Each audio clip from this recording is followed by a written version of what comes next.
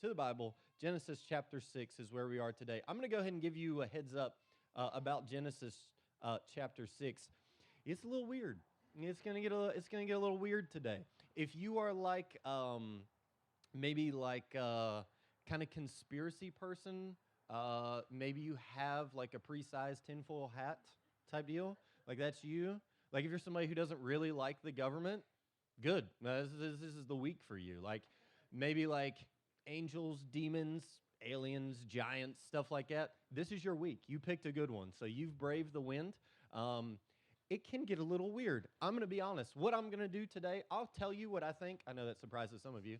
But I'm going to do my best to kind of give some faithful options. But like always, when we get to weeks like this or whatever, we're going to have an anchor point, okay?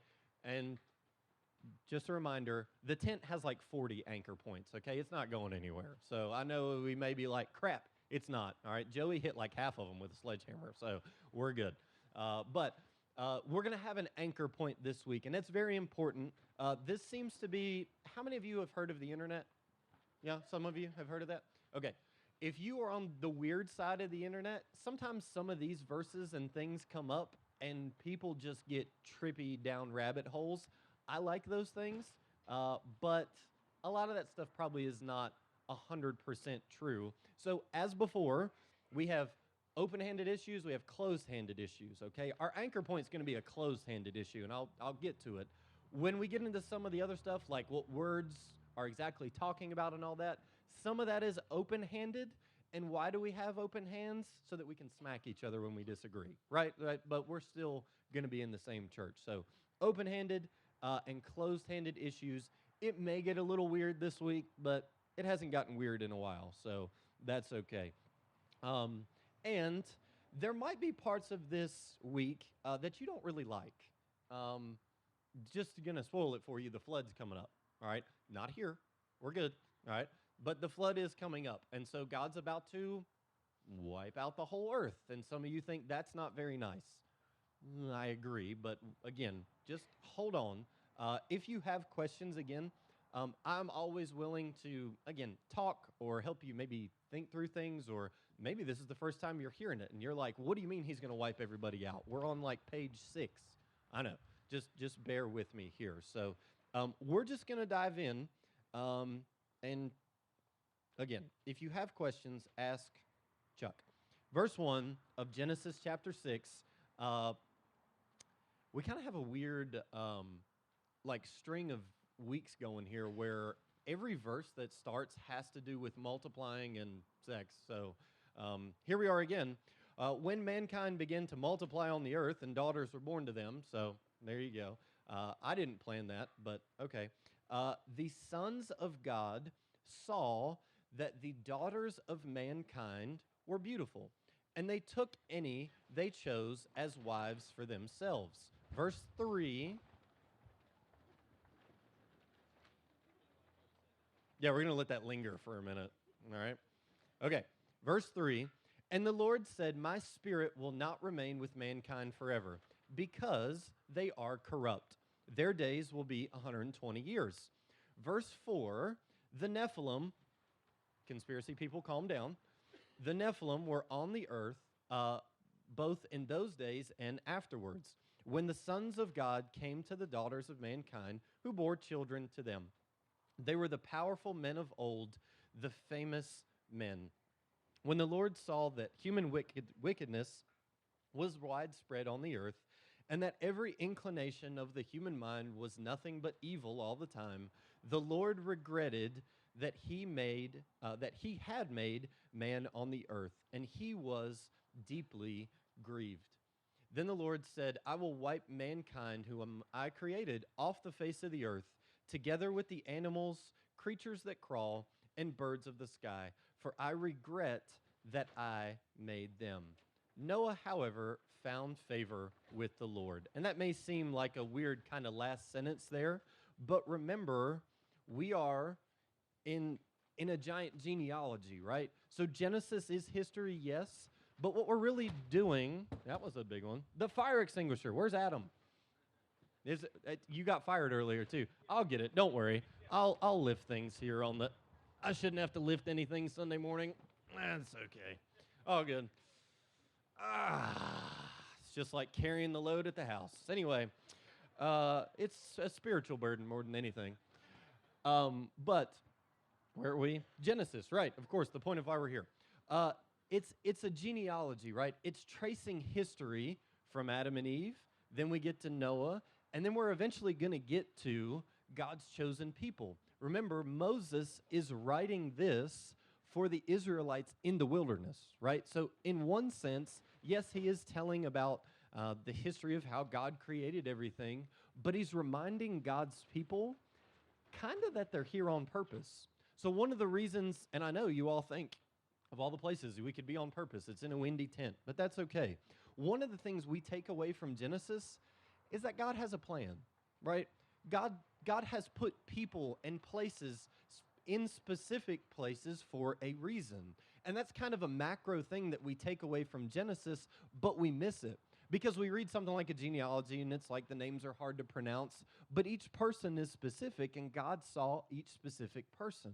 Well, he sees you and you are in a specific situation for a reason. So don't lose that when you get confused about angels, demons, whatever, where were all these places? The idea is that God is huge, right? He's big, but he's also a God of details, and he's a God of individuals.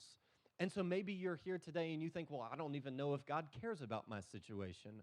Well, he knows about it, and trust me, he cares about it. We see something from God here that gets kind of weird at the end, right?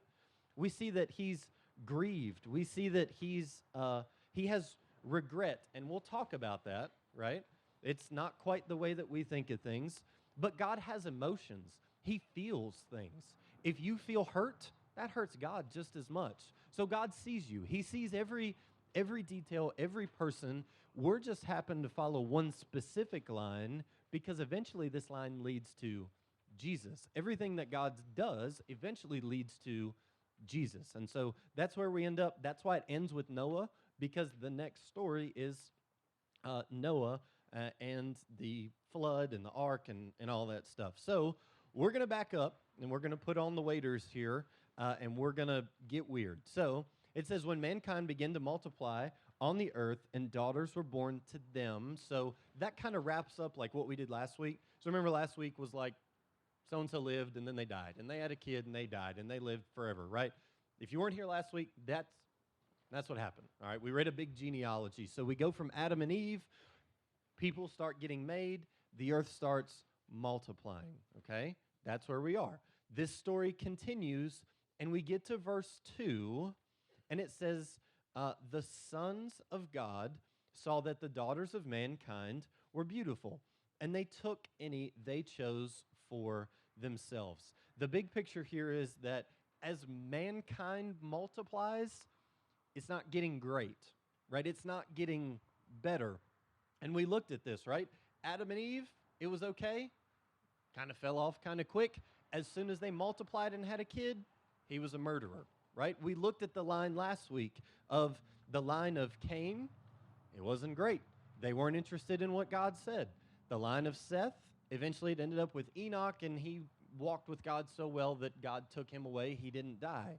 And so there's those two choices. But as what happens, and this will make a little more sense in a minute, as people keep multiplying and making more people, they're getting farther and farther away from the perfectness of the garden. Remember, when God made everything in the beginning, it was good. It was perfect. There was no problems. Humans messed it up.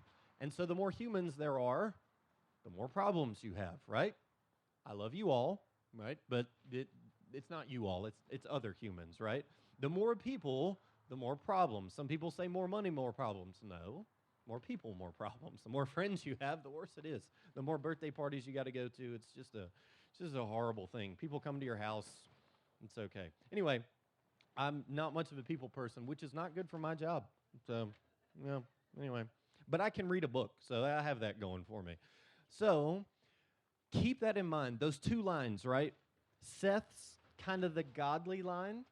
Cain is the worldly line. Keep that in mind because when we start talking about the sons of God and the daughters of mankind, one of the views of what this is talking about, and I'll go ahead and tell you that this is the one that I think is that sons of God is a way to say the people who were believers, and that the daughters of mankind, and if you notice that it's not capital, would be people who aren't believers. And so the way that I believe this reads is that you have Seth's godly line started intermarrying and having children with people who were not in the godly line, and it corrupted everything, right? And so you have this idea that these are your options, right? We saw that Seth's leads to good, and all those people were doing right, and Cain's line led to bad, and they didn't do the things they were supposed to do, and they were murderers and all of this.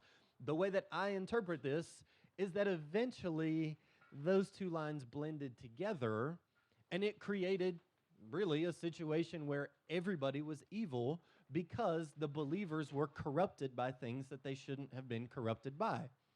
If you kind of want to think about this today, this would be something like where somebody who is a believer were to marry somebody who is not a believer or is like Muslim or something like that, like a totally different situation. That's kind of how I look at this, and it's one of the options. Again, we don't 100% know, right? But there is danger in that. There is danger in who you marry. There's danger standing next to this wall, right? Which is why we didn't put any seats there, so that's good. You're welcome. But there's danger in what you are looking at, because sometimes what you look at is all that you think about. This is where it says the sons of God married the daughters of mankind. They were beautiful, right? That's women are attractive. Like, this isn't that hard. If you look at them too long, you can get in trouble, right? Right. Okay. Some of you are chicken, and I'm not dealing with y'all. But this is again how I read this. People who are godly looking at things that are ungodly for too long, and then they want it really bad. People who know better, people who are believers surrounding themselves with other people, situations in their life that are not God honoring, and instead of going into a situation and changing the situation changes them. This is how I read this. Now, there's another thought that this idea of the sons of God are these fallen angels, and that they're having weird angel sex with women or something, right? I told you it's going to get weird, okay? There's that idea that these are like the fallen demons, and they're making this like weird race, right? Like it says the daughters of mankind were beautiful, and they chose them as wives for themselves, and then they populated the earth, and there's like these weird giant kind of half demon type deal things. That may be, all right? I don't see it that way. There's kind of some credibility to maybe, but I don't know. I don't think that, all right? Either way, and this is our tether point, either way, the idea is that the powers of Satan and darkness and demons are working against people who are of God. It's either doing it through demon weirdness or by putting enough in front of believers to distract them from who they're supposed to be. And so either way, we get to that same point. So again, you can think either way you want. But the tether point, that lockdown point, is Satan is trying to distract believers from pursuing God. He still does it today. Remember, Genesis is not what happened in the past. It's what always happens. And there's something else to remember what's going on here too. If we remember, what was God's promise to Eve? Nobody was here for that. That's okay. I get it. God's promise to Eve was, eventually, through you, there's going to be a savior that crushes the serpent, right? He said, through your line. She thought that was like the first kid that popped out. She thought that was the savior. We know that eventually it's Jesus who's going to come from her line, who's going to be born, who's going to crush the head of Satan. So what is Satan trying to do? He's trying to mess up this line so that savior is not born one day. Whether it's demons, fallen angels, whether it's just getting believers off track, this is Satan's end goal. Satan knows the promises of God too. Satan is not surprised. He was there in the garden, right? He's the serpent. God told him, it's not going to go great for you. You have to eat dust all the time, which is kind of like pollen. So put yourself in that situation there. This is what he told him. And so Satan is going to try to mess it up. He's going to try to mess up if it's going to genetically be born to Eve. Cool. He's going to do everything he can to mess that up. Again, I think this is the sons of God are people who believe, and that's not limited to just sons, right? Like, I mean, that's men and women who are believers, are leaving what they know is right to be with people, the daughters of mankind, that worldly, not like the wrestler mankind who does like the mandible claw. Nobody? I need y'all to, we're going to stand up and take a lap. Don't care. But that's what I think. So that's how I look at it, is that this is a situation where Satan is getting believers off of track. Now, why does this matter? Because again, he puts us in those same situations today. He puts us in a situation where, this situation where we may be attracted to somebody who's not a believer. Is that a good idea to pursue? No. All right, it's not. I'll go ahead and tell you, I don't do weddings between two people who are not believers. I don't. It's the first question. It's actually not the first question. I set them up with a couple questions first, all right? You got to know each other's birthday. You got to know when they're engaged, all this stuff. So there's a couple questions on there first.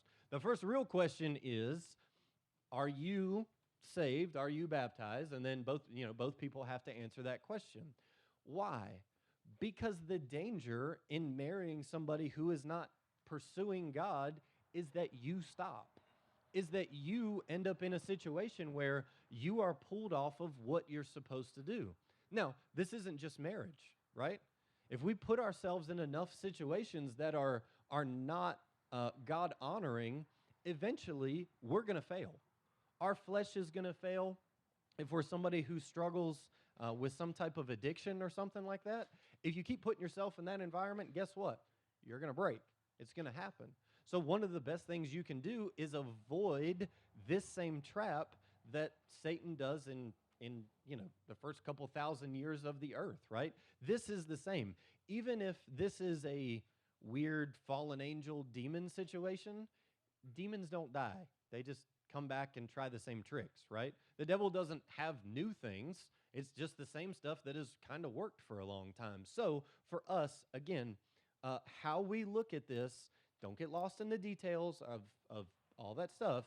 It is the idea that Satan is trying to corrupt the promise of God, right? When I pray for somebody, when I counsel somebody, no matter really what the situation is, if they're a believer, I just remind them of the promises of God. They might be heartbroken. They might be physically broken. They might have something happened to somebody close to them. All we really do is remind them of the goodness of God, because all Satan tries to do is get you to forget. You may have a situation you don't understand, a medical situation, something that's happened to somebody close to you. It's like, I don't get it. You question God. You isolate. You're by yourself. Maybe you're in a bad environment. All you do is forget about the promise of God. That's what's trying to happen here. And then verse 3, it says, "And the Lord said, my spirit will not remain with mankind forever, because they are corrupt. Their days will be 120 years." So again, what is this verse talking about? It's one of probably two things, all right? And I think it's the second one. But you don't have to agree with me. You are entitled to be wrong. That is fine. But there's kind of two options, and really either one of them are probably okay. One is that God is kind of setting like a limit on how long people will live, right? That nobody will really live past 120 years. That's kind of one option. The other option is that God has kind of given them a heads up, that giving this generation like, hey, in 120 years, my spirit is leaving this place. I'm going to flood the earth. We can kind of look back and know what he does. So it's one of those two options, right? Again, it's either a cap on how long people are going to live, or it's God saying to the people living them, hey, you got 120 years to get it straight. That's the one that I think it is. You got 120 years to repent. You got 120 years to turn to me. In that view, and I know we're skipping ahead a little bit to Noah, but Noah's about to build an ark. In that view, that means Noah was working on this boat for 120 years and telling people that God was going to destroy the world and you need to repent. Who got saved? Noah and like a couple of his family members. He was a terrible preacher. right? I mean, like when you think about it, he preached for 120 years building a boat and nobody got saved. So it could be worse for you, right? You pray for somebody for that long and you feel like nothing's happening. Imagine being Noah. So anyway, that's the view that I have, that basically God is saying it's so bad, he's giving you an advanced warning that if you don't get right, you're going to be destroyed. And so that's kind of how I look at it. And here's verse 4. Okay. The Nephilim were on the earth both in those days and afterwards, when the sons of God came to the daughters of mankind who bore children to them. They were the powerful men of old, the famous men. Okay, anybody have any questions about that? Good? All right, moving on. So not going to explain what the Nephilim are. Again, if you have questions, ask the elders. They can explain those things. Maybe you are an internet person, maybe not. And this has like popped up. Again, some people have some different opinions on this. It could be anything, but it probably goes back to how you view those first couple verses, right?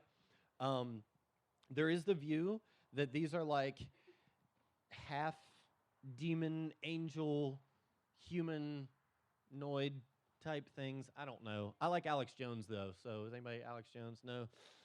Intergalactic vampires. That guy? Yeah. They put fluoride in the water. That guy. I don't do fluoride in the water either, but I don't trust the government. So there's that. But there's that view, and it may be correct, right? There are people who then connect this down to like David and Goliath, and that Goliath was, this weird genetic situation going on. It could be. I'm not saying that is like a no type deal. The Nephilim, this term, we don't really know. It does show up after the flood. So a reason that I don't really believe that that's what it is too is because if they were all wiped out before the flood, then how do they show up afterwards? So that's not the view that I have, but I'm logical and correct.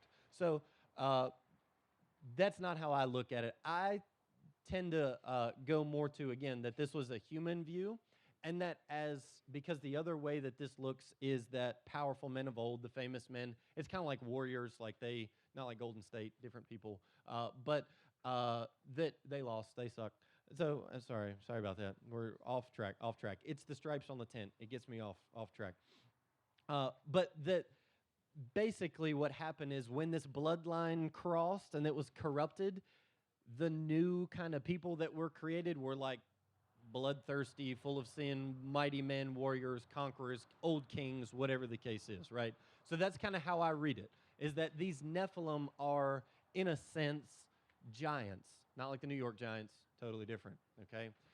But I'm sorry, I don't know why we're doing sports teams today. Sports ball is a good thing. But that's how I look at it, is that these people were so corrupt, they were so conquering, they were so bloodthirsty, they were not good people, that they actually created a word for them.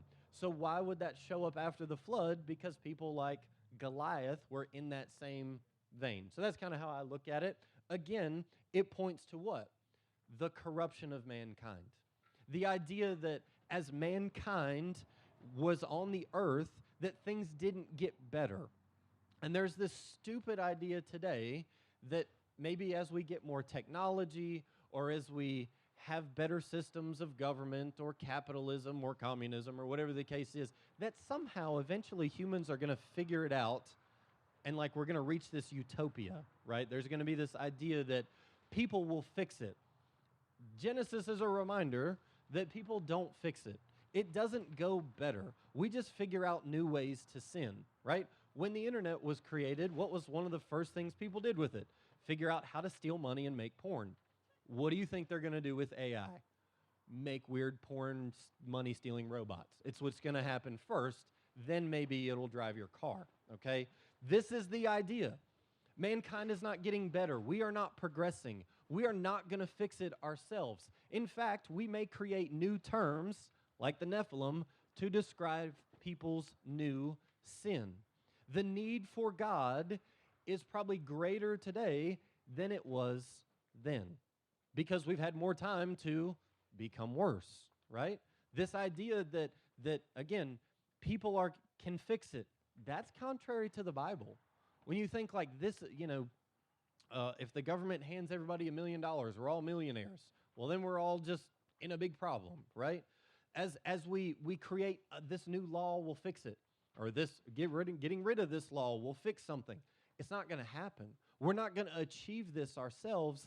And Genesis is a reminder that you and I are probably just going to make things worse, right? Who's the person who brought all your sin to Jesus? You. Who gave you all that sin? You, right? So that's just a reminder, again, that even as civilization goes, people will make things worse. And then you get to verses 5 through 8. And so this is kind of God's response to that big idea, right? That we are not getting better. And this is where people struggle a little bit. And I understand it. I really do. I know I give some people some crap sometimes. But this can be a struggle.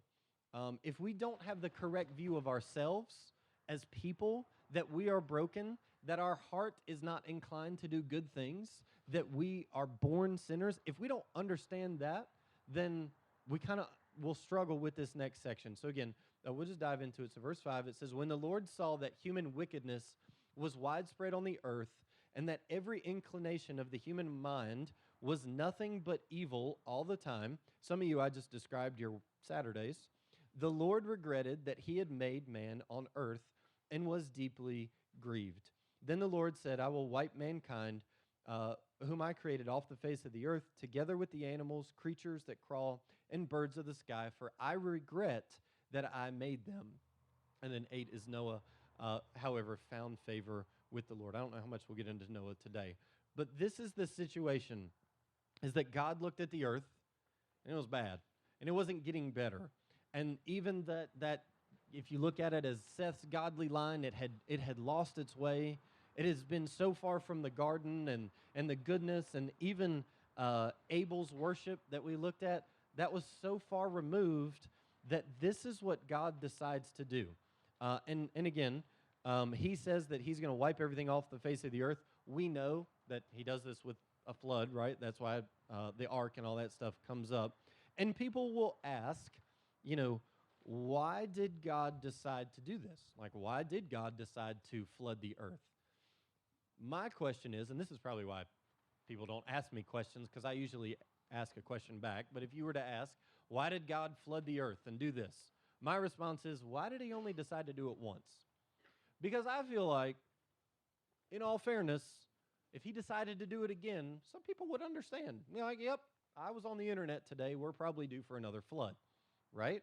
So why in the world, God looked at the world and how wicked it was, and he wiped it out. Why did he only decide to do that once?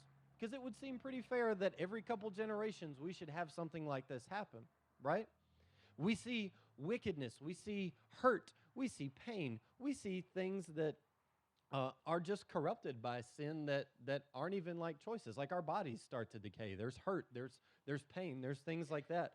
And God looks at it, and he decides to kind of start over, right? And he says, I'm going to wipe out everything. Some of you who are animal lovers are probably upset that he decided to wipe out the animals too. I'm not getting into that today because I've greatly offended animal lovers too much over the last couple of weeks. But every single thing. And then he says he found favor with Noah. Now to back up a little bit, how many people on the earth are wicked? It was widespread, every inclination. He was upset with everybody. So how many people on the earth are wicked? Everybody. That would include who? Noah, right? There's a mistake that we make when we read this story that Noah was good and everybody else was bad, so Noah just, God picked Noah and it was good. No. God is looking at the earth and everybody sucks. Everybody. Everybody was bad. There was nobody good. And he looks at Noah, and Noah found favor with the Lord. That favor is like grace. That's kind of what that word means. It's probably a better word than favor, but that's okay. We like that. So it's really grace. He found grace with the Lord. And so what the Lord decided to do was reach down and save Noah. Did Noah earn it? Did he deserve it? Was he special? No. But God saved him anyway. When we read Genesis, again, we read what happened. But we also kind of read what happens today. We talk about anybody who's here that's saved today. Did you earn it? Did you deserve it? Were you a good person and God was like, wow, you're awesome, here's a sticker? No. God overlooked a lot of your crap. I bet your life before Jesus was probably a lot of human wickedness, and every inclination of the human mind was nothing but evil all the time. How many of you, that would be your testimony, right? The song we sang, My Testimony, it's evilwickledness, that's not a word. This is why I don't sing. Anyway, bring the band up. Where's JR? Oh, y'all pray for JR. His surgery went well, but y'all pray for JR. He's not here, so we couldn't do the 1, 2, 3 Jesus thing very well. It was a good job, Chuck, but wasn't the same. But this is us. This is what God has overlooked in your life. When we say that God flooded the world and he killed all the wickedness, you know who should be flooded first? Me. You. We say, how could God even do this to people? How could God save anybody? What would be fair? We say, that's not fair. What would be fair is if everybody was separated from God forever. That would be fair. That would be righteous, right? God is righteous, we aren't. But God in his goodness overlooks our iniquity and saves us. We have this tendency to read things like Genesis or parts of the Old Testament or whatever and think God is mean. God is horrible. He does horrible things. And we somehow forget that God shouldn't save anybody. God seems pretty gracious in doing that. That God would reach down and see Noah and Noah's family and would save them, and then they repopulate the earth. And Noah's not a good guy, by the way. I know we think like he built the ark and that's cool. You know the first thing he does when he gets off the boat? He plants a vineyard so he could get drunk. Just to clarify, the vines and the grapes don't happen instantly. That's how desperate he was to get drunk. If you were with your family on a boat for like 6 months, maybe we could get that. But like he was so desperate to get drunk, he planted grapes in the ground and waited, right? Like he's not a great dude. He gets so drunk that he's naked in a tent. It's like race weekend over here. It doesn't matter. Not this tent, though. There will be no nakedness in this tent. Just to clarify, we have a no naked rule. If you take nothing away from today, wear clothes, please, in the presence of me. So anyway, Noah's not a great dude, and God saved him anyway. That's encouraging. When we read this, we should not be discouraged. We should not be upset with God. We should not say, why in the world would God do that? We should look and we should say, if God could save Noah, he could save me. If God could save Noah, he could save that person that I'm praying for. That there's nobody that I shouldn't tell about Jesus because nobody's too far gone. If he saved Noah, if he saved me, my heart was bent towards wickedness. My every thought was evil, and yet God changed me. And now my thoughts and my ways are different. Noah, while he does get off the boat, drinking and all those things and all that stuff, Noah follows God's commands. He tells him very specifically how to build a boat, right?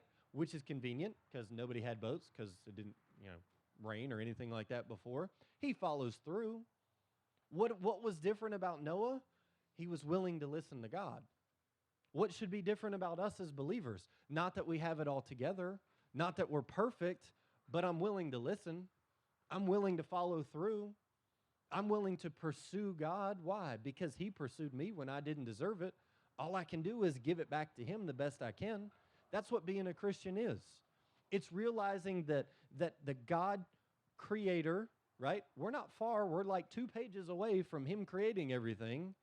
He makes us. We screw up bad.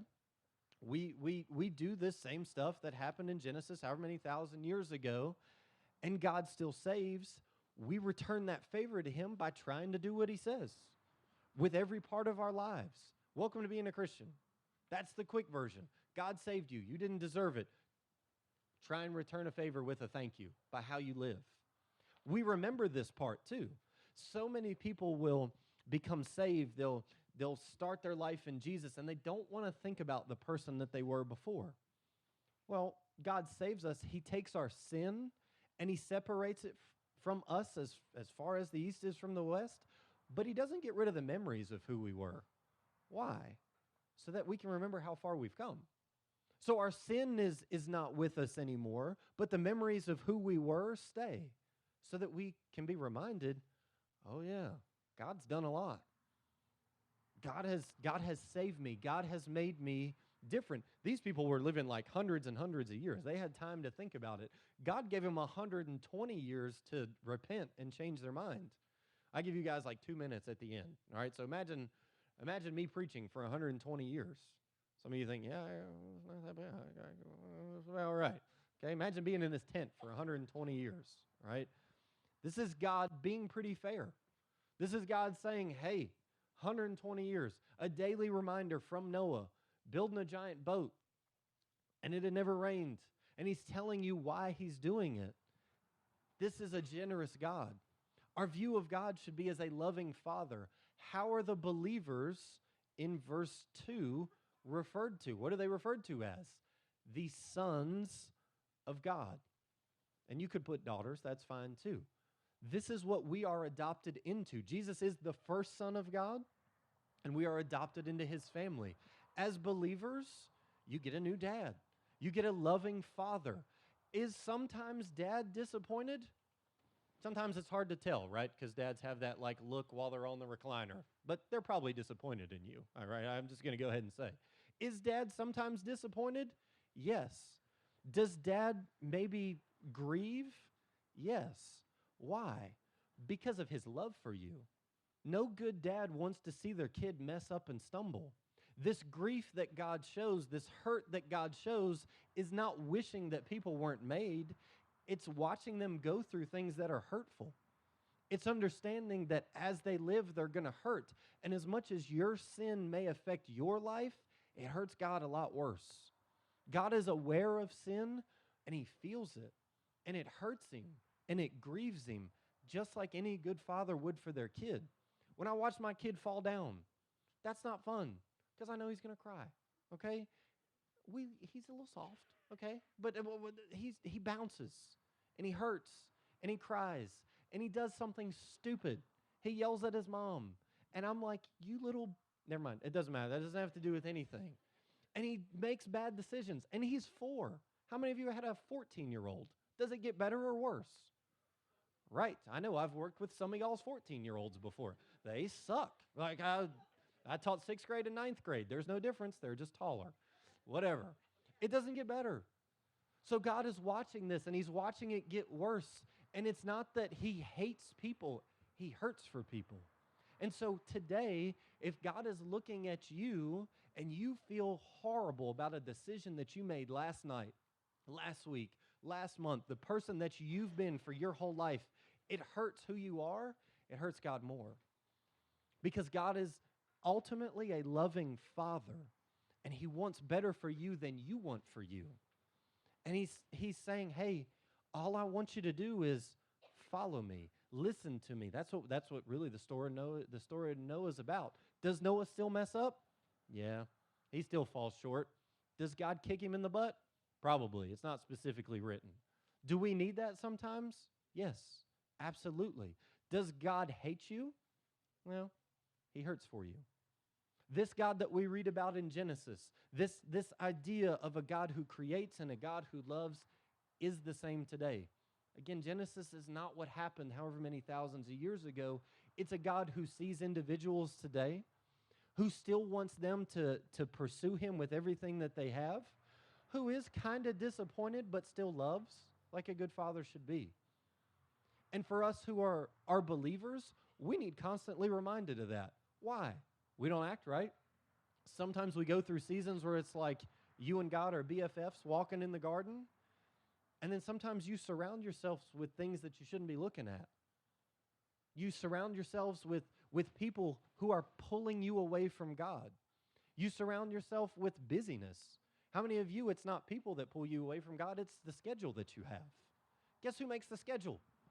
You do, dingbats. I do. I look and I'm like, I'm so busy. You said yes to things. There's another word that I'm trying to teach Kim with Paxton. No. Right, we're trying. I don't think she could do it. She would probably explode. But Like, say no to something. It's our schedule. It's the need to please other people is pulling us away from what God wants us to do.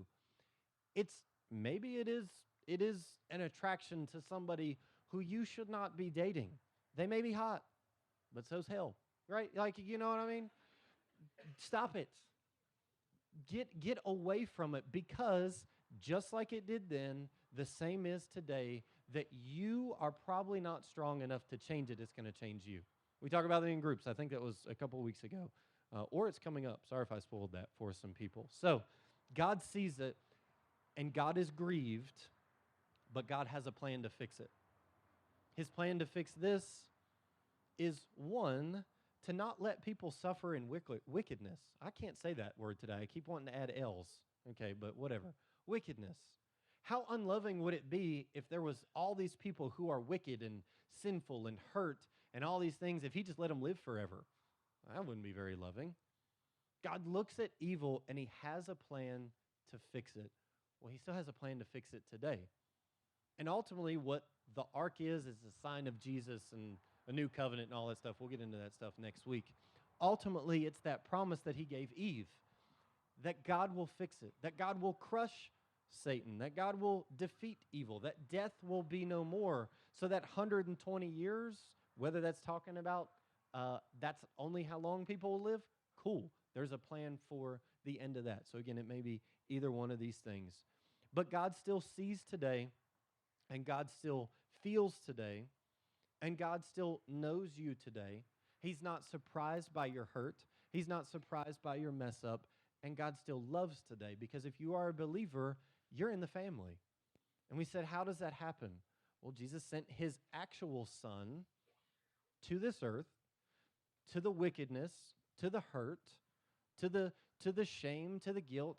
He came and he walked through it, and he went to the cross, and he died a punishment for sin. Now, as we get to Noah, we're actually going to see why there is a punishment for sin and sacrifice and animals and all that stuff. But Jesus did that. That's his ultimate rescue plan. That's his ultimate comfort for us after we are saved. We look at this now, we should be reminded of Jesus. We look at our old lives, we're reminded of Jesus. We mess up in the future, we remember this didn't surprise God.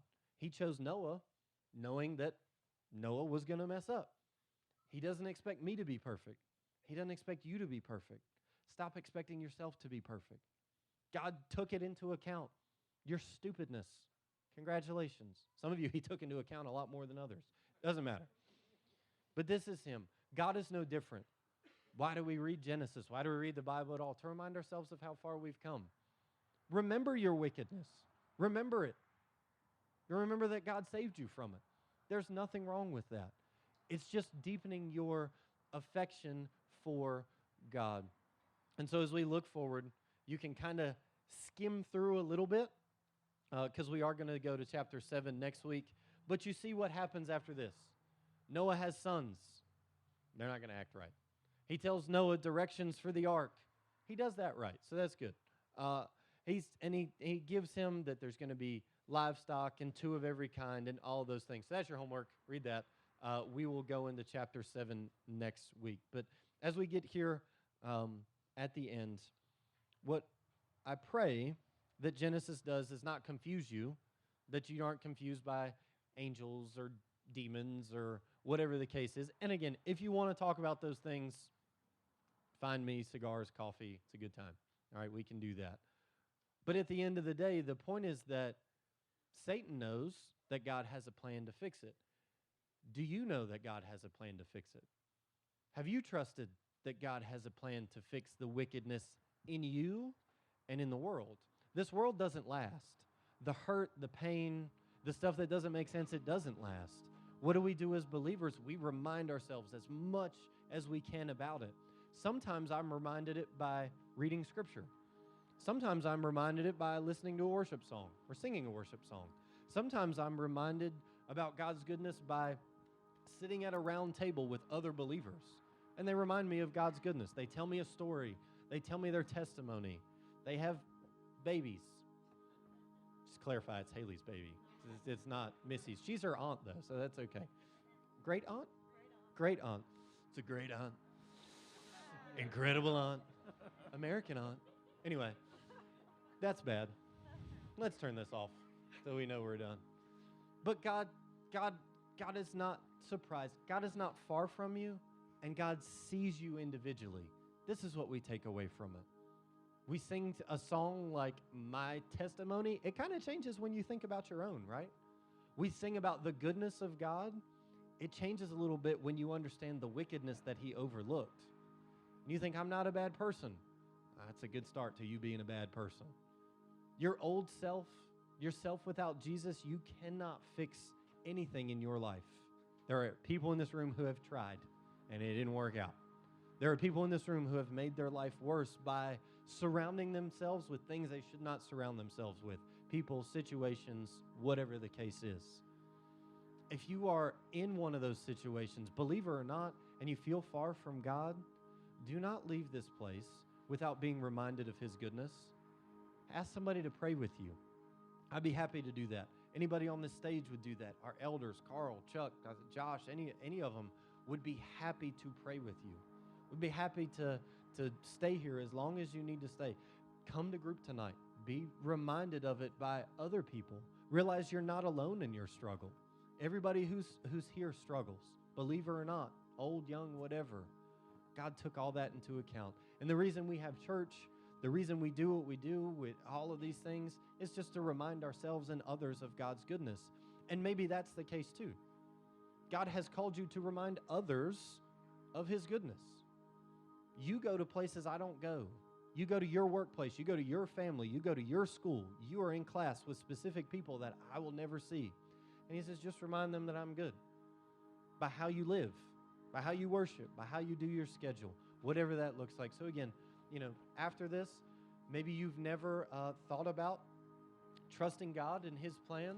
Come find one of us. We'd be happy to answer any questions that you have, pray with you, whatever the case is. I'll be somewhere, I don't know, not in the wind.